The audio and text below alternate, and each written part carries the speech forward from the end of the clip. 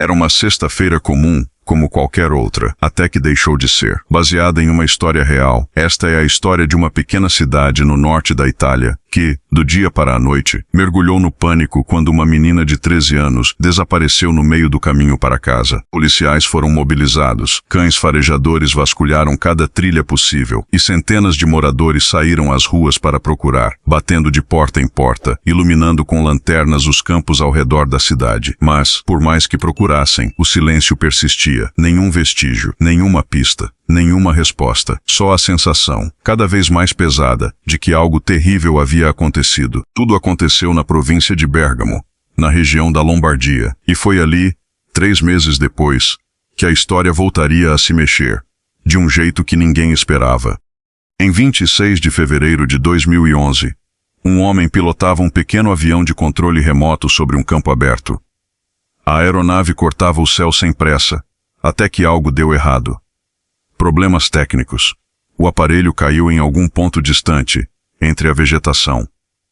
O homem, resignado, foi buscá-lo. O que ele encontrou ali mudaria tudo. Escondido entre os arbustos, estava o corpo de uma pessoa jovem. Ainda completamente vestida, meias, sapatos e um cheiro que já denunciava o tempo que se passara. O homem, em choque, chamou a polícia imediatamente. Os investigadores que chegaram ao local estimaram que o corpo estava ali havia cerca de 3 meses. Um policial chamado Grow correu para informar sua superiora, a promotora Letícia. A vítima usava leggings, uma jaqueta preta e tênis. Foi o suficiente. Bastaram essas poucas palavras para que uma suspeita terrível tomasse forma na cabeça de Letícia. Ela conhecia aquela roupa. Ela conhecia aquele caso. Era o caso que havia consumido a região inteira nos últimos 3 meses. A menina desaparecida. Ela contatou a família imediatamente para confirmar o que já temia. E é aqui que a história precisa voltar no tempo. 3 meses antes. Para entender o fim, é preciso entender o começo. 26 de novembro de 2010. Yara é só mais uma adolescente terminando mais um dia comum de escola. À tarde, ela treina ginástica rítmica com as amigas. Os mesmos rostos, o mesmo ginásio, a mesma rotina de sempre. Quando o relógio bate 17 horas, o treino acaba e as meninas começam a se organizar para ir embora. Ninguém percebe. Como perceberiam? Que, do lado de fora do prédio, um homem desconhecido observa Yara. No dia seguinte, ela toma café da manhã com a família. Uma família que sempre a apoiou, contanto que seus interesses fossem saudáveis e construtivos. Antes de sair de casa, ela faz um pedido simples. Pode levar a caixinha de música do pai para o treino? O equipamento que costumam usar quebrou. A mãe concorda. Só pede que ela não volte tarde. É uma pergunta banal. Um gesto banal. Ninguém naquela casa imagina que será a última conversa. Yara caminha até o ginásio carregando a caixinha de música. É perto. Poucas centenas de metros. O tipo de trajeto que ela já fez centenas de vezes sem pensar 2 vezes. Ao chegar, entrega o objeto às amigas. Elas insistem para que ela fique, participe do ensaio. Mas Yara recusa. Quer voltar para casa. Sabe que a mãe está esperando. E é no caminho de volta, na mesma rota de sempre, aquela que ela faz de olhos quase fechados de tão familiar, que algo muda. Uma caminhonete aparece atrás dela. E não passa. Fica ali, no mesmo ritmo, como se estivesse seguindo cada um de seus passos, mantendo a mesma distância, como um predador que não tem pressa. Yara sente o desconforto crescer e apressa o passo, talvez olhando para trás 1, 2 vezes, tentando convencer a si mesma de que é só impressão. E então, sem mais nenhum aviso, ela desaparece. Ninguém sabe para onde ela foi. A partir desse instante, Yara se torna um nome que a Itália inteira vai aprender a temer, nunca mais pronunciar em voz alta com esperança. Em casa, a mãe começa a ligar para o celular da filha, assim que percebe o atraso. Ninguém atende. Ela liga para a treinadora. e descobre que Yara já havia saído do ginásio havia meia hora. É nesse instante que o pânico deixa de ser hipótese e vira certeza. O pai, avisado pela esposa, sai direto do trabalho para a delegacia. Leva uma foto da filha. Registra o desaparecimento.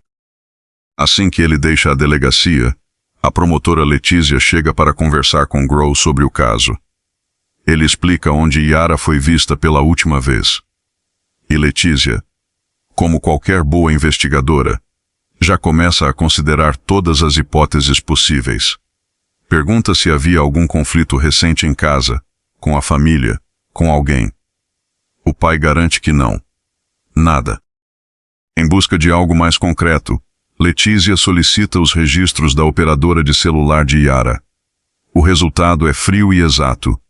O telefone dela ficou ativo pela última vez perto das 18h55, numa rua específica da região onde ela desapareceu.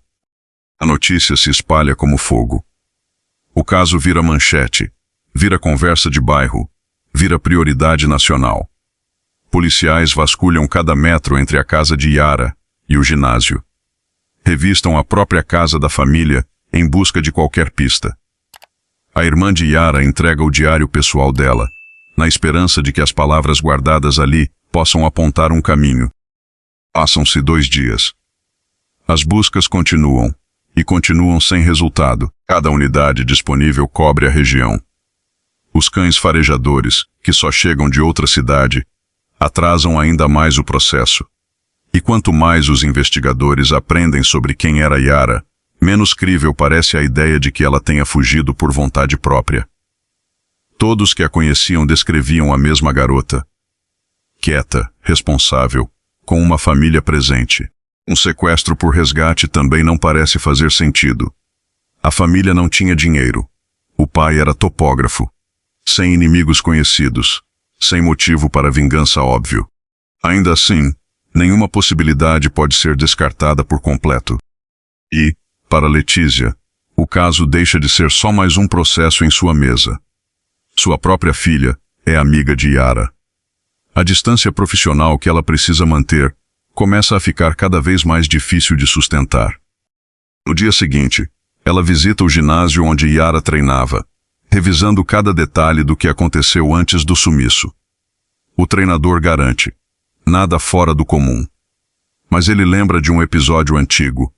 Anos atrás, uma outra aluna havia sido seguida por um homem desconhecido. Desde então, as regras do local ficaram mais rígidas. Homens adultos proibidos de entrar, principalmente perto dos vestiários.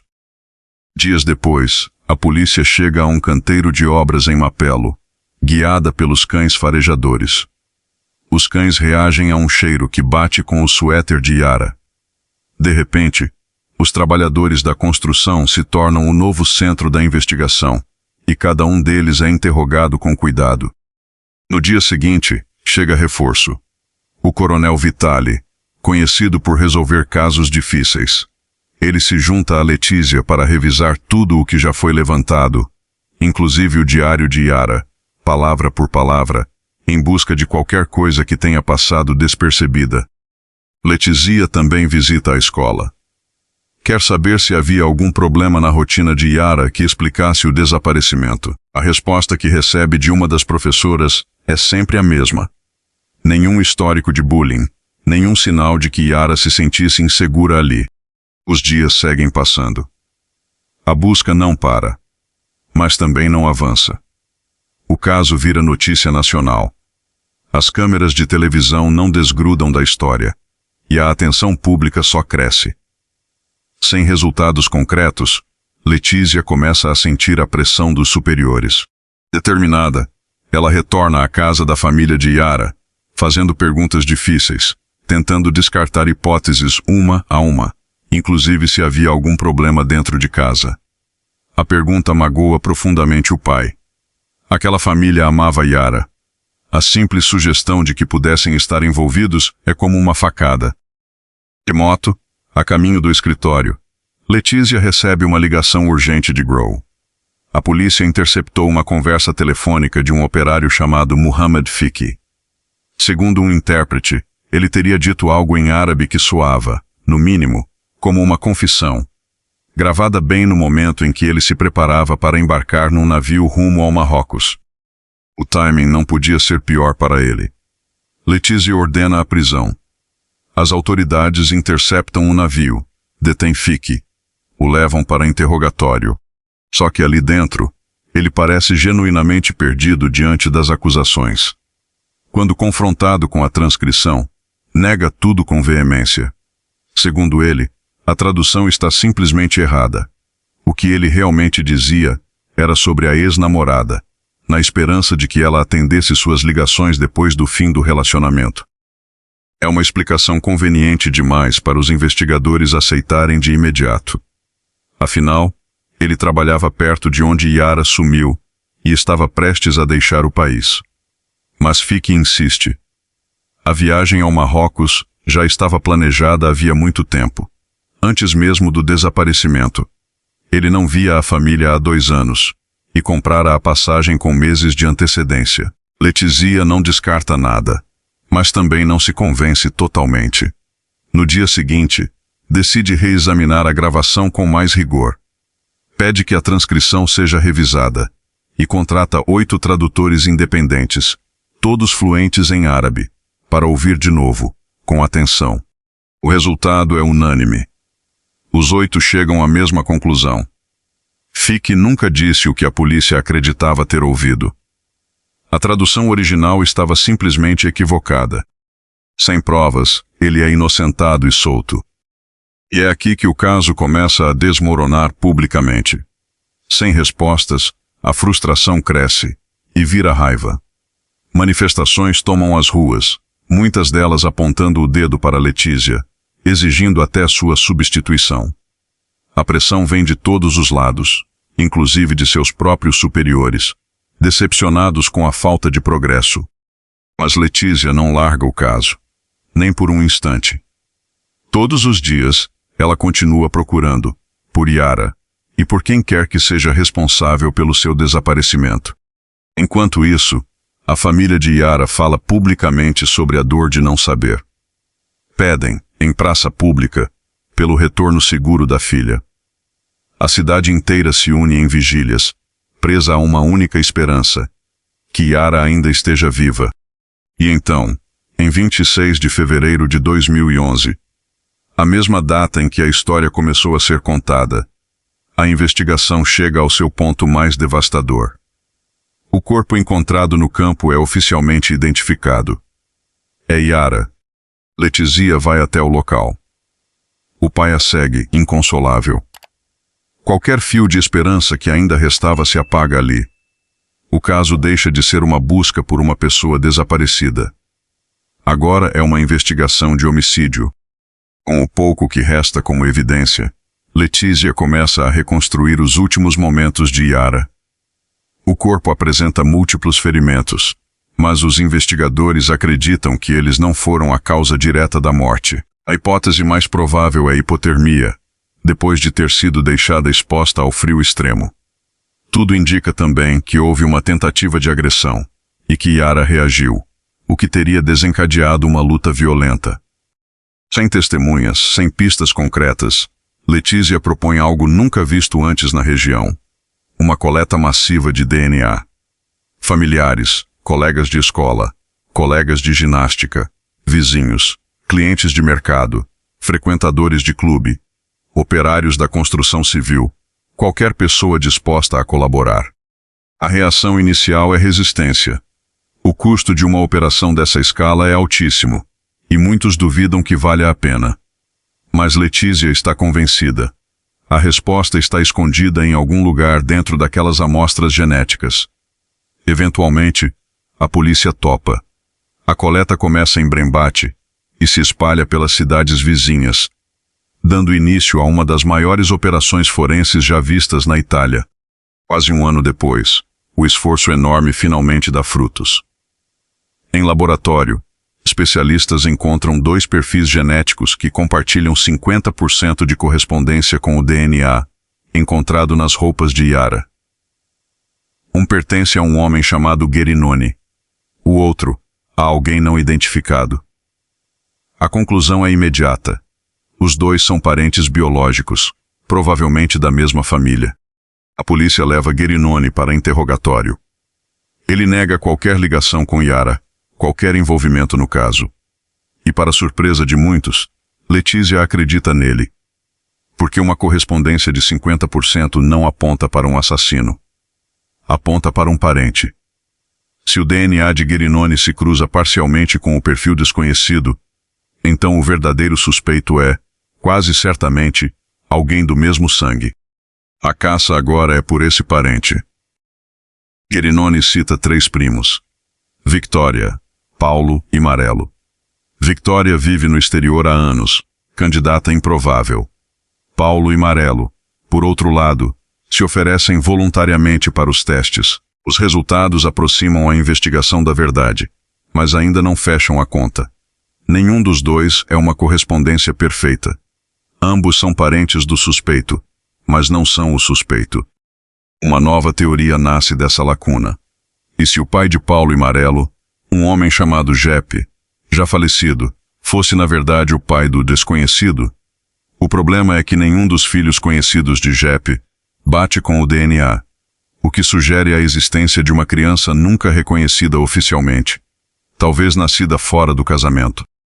Para confirmar, os investigadores precisam de uma amostra do próprio Jeppe. Só que ele morreu 15 anos antes.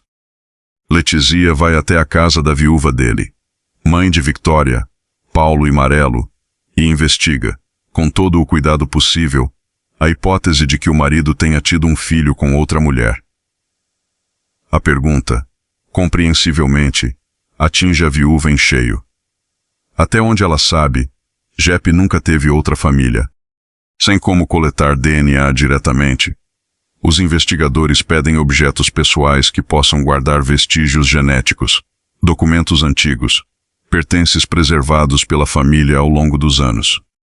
O resultado é impressionante. 99% de correspondência entre o material recuperado desses objetos e o perfil encontrado nas roupas de Yara. A teoria se confirma. Em algum momento da vida, Jeppe teve um filho fora do casamento, e os investigadores agora acreditam que esse filho, até então completamente desconhecido, pode ser o responsável pela morte de Yara. O que começou como a busca por um assassino revelou, no meio do caminho, um segredo de família enterrado havia décadas. O próximo passo é claro: encontrar a mulher que teve esse relacionamento com Jeppe. Os registros mostram que ele trabalhava como motorista de ônibus na região de Bérgamo. A polícia rastreia antigos contatos dele e amplia ainda mais a coleta de DNA pela região. Depois de uma busca extensa por diversas comunidades, encontram uma mulher cujo perfil genético bate quase perfeitamente. Esther Arzouf. Questionada, ela confirma: sim, teve um relacionamento com Jeppe e teve 3 filhos com ele. O mais velho é um homem de 41 anos chamado Massimo Giuseppe Bossetti. Os outros 2 moram no exterior. Uma investigação mais profunda revela que Massimo trabalha na construção civil e mora em Mapello, exatamente o tipo de perfil que os investigadores vinham procurando. A partir daqui, ele se torna o foco absoluto do caso. E as peças começam a se encaixar de um jeito quase perturbador. O perfil genético bate com o que buscavam. Ele tem olhos azuis, detalhe compatível com achados forenses anteriores. Foram encontrados vestígios de partículas de ferro e fibras de juta nas roupas de Yara, materiais comumente associados à construção civil, o ramo de trabalho de Massimo. As autoridades começam a monitorar cada movimento dele. Dias depois, Grow traz uma nova peça para o quebra-cabeça: o histórico telefônico de Massimo. Na sexta-feira em que Yara desapareceu, por volta das 17h45, o celular dele se conectou a uma torre próxima ao centro esportivo onde ela treinava. Os registros mostram uma ligação para a esposa, feita dali mesmo. E, mais suspeito ainda, o telefone foi desligado logo depois, e só voltou a funcionar às 7 horas da manhã seguinte. As evidências se acumulam, uma sobre a outra, formando um quadro cada vez mais difícil de ignorar. Mas Letícia, mesmo depois de anos de becos sem saída, falsas pistas e acusações que não se sustentaram. Não quer suposições. Quer certeza absoluta. Para conseguir uma amostra direta de DNA, sem levantar suspeitas, os investigadores montam uma operação disfarçada. Param, Máximo na estrada sob o pretexto de um simples teste de bafômetro. O verdadeiro objetivo é outro. Pouco depois, o resultado chega. É definitivo. O DNA de Máximo bate 100% com o material genético encontrado na roupa de Yara. Com a prova final em mãos, Letícia pede o mandado de prisão imediatamente, antes que a notícia vaze para a imprensa. Faltando apenas 3 semanas para o encerramento oficial da investigação, Máximo é preso em seu próprio local de trabalho. Letícia vai pessoalmente contar à mãe de Yara. A notícia é um choque duplo. O homem acusado de matar a filha dela trabalhava na mesma região que o marido, em Mapelo. Um estranho tão próximo que quase se tornou invisível. Mesmo com o suspeito preso, uma pergunta continua sem resposta. Por que Máximo escolheu Yara? Em julho de 2015, 4 anos e 7 meses depois do desaparecimento, o julgamento finalmente começa, sob supervisão do juiz Bartoa. Letícia apresenta o extenso conjunto de provas, reunido ao longo de todos esses anos, e pede prisão perpétua. Máximo, até o fim, nega tudo. Depois de quase um ano de audiências, recursos e intensa comoção pública, o veredicto sai em 1º de julho de 2016. O tribunal considera Máximo Bossetti culpado e o condena à prisão perpétua. Nos anos seguintes, ele recorre repetidamente, e todos os recursos são negados. Em nenhum momento, ele admite responsabilidade pelo crime. Até hoje, o motivo por trás do que fez com Yara continua sendo um mistério. O caso se tornou uma das investigações criminais mais discutidas da história italiana, acompanhado por jornais, programas de televisão e por um país inteiro que, por anos, não conseguiu desviar o olhar, e também a mais cara já conduzida no país.